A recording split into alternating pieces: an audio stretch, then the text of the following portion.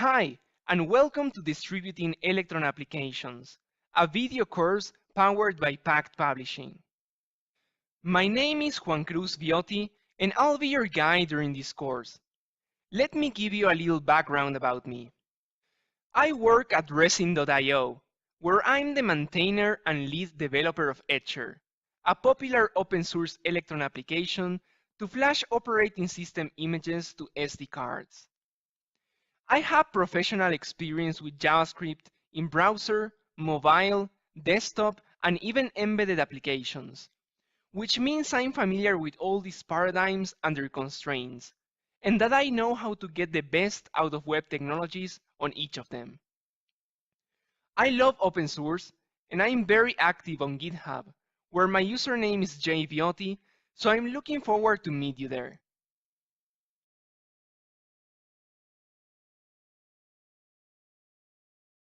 This is the first video of the course on distributing electron applications. So let's spend some time giving a look at the topics covered and explore the structure of this course. At this point, you should have a deep understanding of the Electron framework. And as you start developing your own applications, you will face the challenge of how to easily distribute those applications to your users, which turns out it's far from trivial. And for starters, might be even more time-consuming than actually developing the application. Luckily, this course will demystify all aspects of Electron application distribution, including tricky subjects like code signing. I'll show you how to use the electron-builder tool to create a wide variety of application targets, from Linux app images to Windows portable applications. We will take an in-depth look at each of these targets and discuss in what circumstances they make more sense. Releasing the application is the first step. You want to ensure your users get the latest updates as soon as you release them, so you need to set up a proper auto-updates infrastructure. In this course, I'll show you how to configure auto-updates for macOS, Windows, and even Linux, covering two major application distribution services, GitHub releases and Bintray.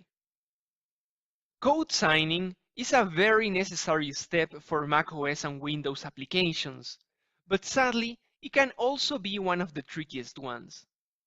I'll walk you through purchasing code signing certificates and using them to code sign your applications so you can tick this item off the list in no time.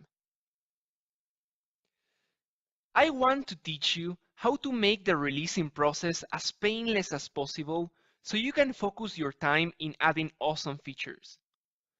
For this reason, I will also show you how to configure various continuous integration services so you can build, sign, and deploy all the targets you need for all operating systems with a single command. Finally, I'll share with you various tips and tricks related to packaging and releasing Electron applications that might be useful in certain contexts. This course is on a 6-section series. In the first section, I'll give you an overview of how distributing Electron applications looks like in the real world. I'll show you how most Electron packaging tools do their job under the hood, and finally, I'll give you a short introduction to electron-builder, the tool we will learn in great depth for the remaining of the course. The next section will consist of a meticulous exploration of packaging and distributing applications for the GNU Linux platform. Here, we will cover app images, Debian and RPM packages, and even Ubuntu snaps. Then, we will switch our attention to the macOS operating system, and we will discuss DMGs, PKGs, Mac App Store packages, and more importantly, how to register as an Apple developer to obtain a code signing certificate we can use to sign our packages. Finally, we will dive into the same topics, but with a focus on the Windows operating system, covering traditional installation wizards, portable applications, Windows App Store packages, and code signing. The next section will focus on setting up auto updates for all major operating systems. We will make use of the electron-builder project for Windows and macOS, and we will explore a very interesting auto-update approach for GNU Linux applications based on app images. Debian and RPM packages are already managed by package managers, so we don't need to bother with those in this section. Finally, I'll share with you a collection of tips and tricks based on my own experience distributing Electron applications. Just to give you an idea of what we will cover here, we will discuss things like ensuring reproducible builds and reducing the size of the final application packages by using compression, code minification, and other related techniques. In order to get the most out of this course, you should have a decent understanding of the Electron framework. If you are new to this framework, I recommend watching my course on building Electron applications, also here in Pact Publishing.